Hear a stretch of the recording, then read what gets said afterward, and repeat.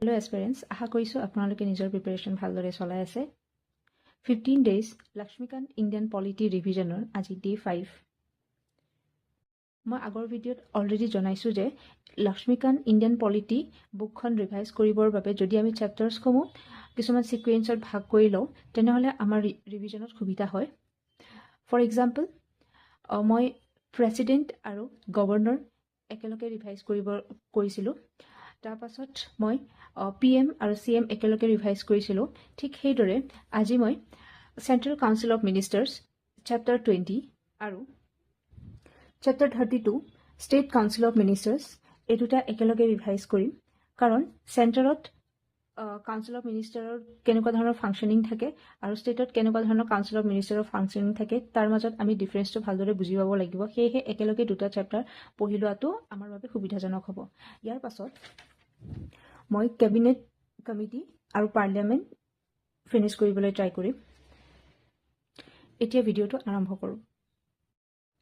Chapter 20 central council of ministers আৰু chapter 32 state council of ministers এই দুটা চেপ্টাৰৰ মই একেলগে নোটছ বনাইছোঁ। চেণ্ট্ৰেল আৰু ষ্টেট কাউন্সিল অফ মিনিষ্টাৰৰ প্ৰভিজনছখিনি মই একেলগে লিখিছোঁ যাতে চেণ্টাৰ আৰু ষ্টেটৰ কি কি ফাংচনিং আছে কাউন্সিল অফ মিনিষ্টাৰৰ আৰু কি কি ক'ত তেওঁলোকৰ চিমিলাৰিটি আছে, ক'ত তেওঁলোকৰ ডিফাৰেঞ্চ দেখা পোৱা যায় সেইখিনি মই ইয়াতে দেখুৱাবলৈ চেষ্টা কৰিছিলোঁ। আৰু মোৰ এই নোটছখিনি সম্পূৰ্ণ PYQ বেছড হয়, কাৰণ ইমানখিনি ইনফৰমেশ্যন নোটছত মানে ইনক্লুড কৰা পচিবল নহয়।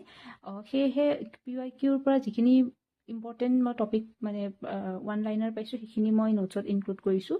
ইয়াৰ বাহিৰেও যদি কাৰেণ্ট এফেয়াৰ্ছত কিবাও এই চেপ্টাৰৰ পৰা আহিছে তেনেহ'লে সেইখিনি ইম্পৰ্টেণ্ট হৈ যাব। মোৰ নোটছটো এই দুটা চেপ্টাৰৰ মোৰ অনলি 1 পেজত মই নোটছ বনাইছোঁ। আপোনালোকে চাব পাৰে যে আমি যেতিয়া প্ৰাইম মিনিষ্টাৰ আৰু চিফ মিনিষ্টাৰ পঢ়িছিলোঁ তেতিয়া মই আৰ্টিকল 74, 75, 163, 164 আৰ্টিকলছকেইটা ইম্পৰ্টেণ্ট বুলি কৈছিলোঁ।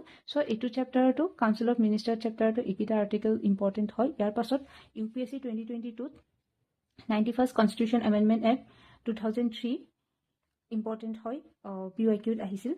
আৰু পিনে UPSC 2020ত এইটো ষ্টেটমেণ্ট আহিছিল, a member of any house of parliament can become minister maximum for a duration of 6 months।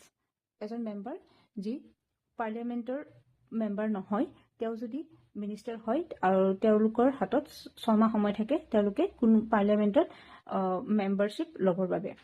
তাৰপিছত ঠিক সেইদৰে কেবিনেটৰ ওপৰত কুৱেশ্যন আহিছিল। 2013ত আহিছিল 44 কনষ্টিটিউশ্যন এমেণ্ডমেণ্ট এক্টৰ অধীনত আৰ্টিকল 352ত এইটো প্ৰভিজন দিয়া হৈছিল, আপোনালোকে চাব পাৰে। ইয়াতে কোৱা হৈছে যে কেবিনেটৰ ডেফিনেশ্যনটো দিয়া আছে আৰ্টিকল 352ৰ অধীনত, কিন্তু তাৰ ফাংচনিং বা পাৱাৰৰ বিষয়ে ভালকৈ ক'তো মানে সংবিধানত লিখা হোৱা নাই। সেইটো কথা ইয়াতে মেনশ্যন কৰা আছে। UPSC 2023ত আহিছিল আৰু UPSC 2018ত এইটো পইণ্ট আহিছিল। কাউন্সিল অফ মিনিষ্টাৰক কাউন্সিল অফ মিনিষ্টাৰৰ কালেক্টিভ ৰেছপনচিবিলিটি থাকে টুৱাৰ্ডছ দ্য পাৰ্লিয়ামেণ্ট, আৰু তেওঁলোকে একেলগে কাম কৰে, এটা টিম হিচাপে কাম কৰে। চুইমছ এণ্ড শ্ৰিংক টুগেডাৰ, তেওঁলোকে মানে একেলগে কাম কৰে। চ' একেলগেই তেওঁলোকে যদি ভুল কৰে একেলগে তেওঁলোকে ডুবিব আৰু একেলগে মানে তেওঁলোকে আগবাঢ়িব, তেনেকুৱা ধৰণৰ কথা কোৱা হৈছে। UPSC 2018ত এনেকুৱা ধৰণৰ কুৱেশ্যন আহিছিল। চ' আপোনালোকে এনেকৈ নোটছ বনাব পাৰে।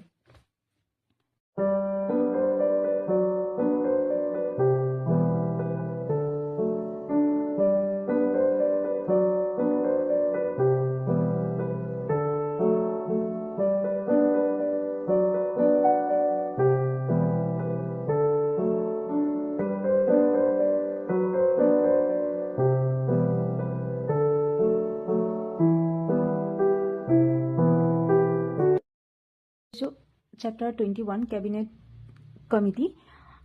এইটো বেছি ডাঙৰ চেপ্টাৰ নহয়। কেবিনেট কি হয়, কেবিনেট কমিটি কি হয় তাৰ ওপৰত এইটো চেপ্টাৰ দুটা পেজ আছে। যদি কাৰেণ্ট এফেয়াৰ্ছত কেবিনেট কমিটিৰ ওপৰত কিবা নিউজ আছে তেনেহ'লে এইটো চেপ্টাৰ ইম্পৰ্টেণ্ট হ'ব। চেপ্টাৰ 22 আৰু চেপ্টাৰ 23 আজি মই টাৰ্গেট কৰিছিলোঁ শেষ কৰিম বুলি, কিন্তু কোনো কাৰণত মই আজি ৰিভিজন কৰিব নোৱাৰিলোঁ। কিবা পাৰ্চনেল কামত মই থাকিবলগীয়া হ'ল। মই এতিয়ালৈকে 3টা চেপ্টাৰ ৰিভাইজ কৰিছিলোঁ, central council of minister, state council of minister আৰু কেবিনেট কমিটি, এই 3টা চেপ্টাৰ। এই 3টা চেপ্টাৰ বেছি ডাঙৰ নাছিল, সৰু সৰু 3টা চেপ্টাৰ আছিল। আৰু এই দুটা মই যিহেতু কমপ্লিট কৰিব নোৱাৰিলোঁ, আশা কৰিছোঁ মই অহাকালি পাৰ্লিয়ামেণ্ট চেপ্টাৰটোৰ পৰা ষ্টাৰ্ট কৰিম। এইখিনিতে মই আৰু এটা কথা ক'ব বিচাৰিম যে আমাৰ এছপিৰেণ্টসকলে ৰিলেট কৰিব পাৰিব যে আমি ডেইলি নিজৰ টাৰ্গেট বনাই লওঁ, কিন্তু কেতিয়াবা এনেকুৱা এটা দিন আহে য'ত আমি নিজৰ টাৰ্গেটখিনি ফুলফিল কৰিব নোৱাৰোঁ। আৰু সেই দিনটো আমি কেতিয়াও ভাবিব নালাগে যে সেই দিনটো আমাৰ ৱেষ্ট গ'ল। যদি আমি 5 ঘণ্টা আমি টাইম টেবল বনাইছোঁ, তাৰে ভিতৰত আমি 1 ঘণ্টাও ভালকৈ পঢ়িছোঁ, আমাৰ নিজৰ টাৰ্গেটৰ যদি 10% কমপ্লিট কৰিছোঁ, তেতিয়াও আমি এটা চেন্স অফ প্লেজাৰ লাভ কৰিব লাগে, কাৰণ আমি 1 ঘণ্টাটো ৱেষ্ট কৰা নাই।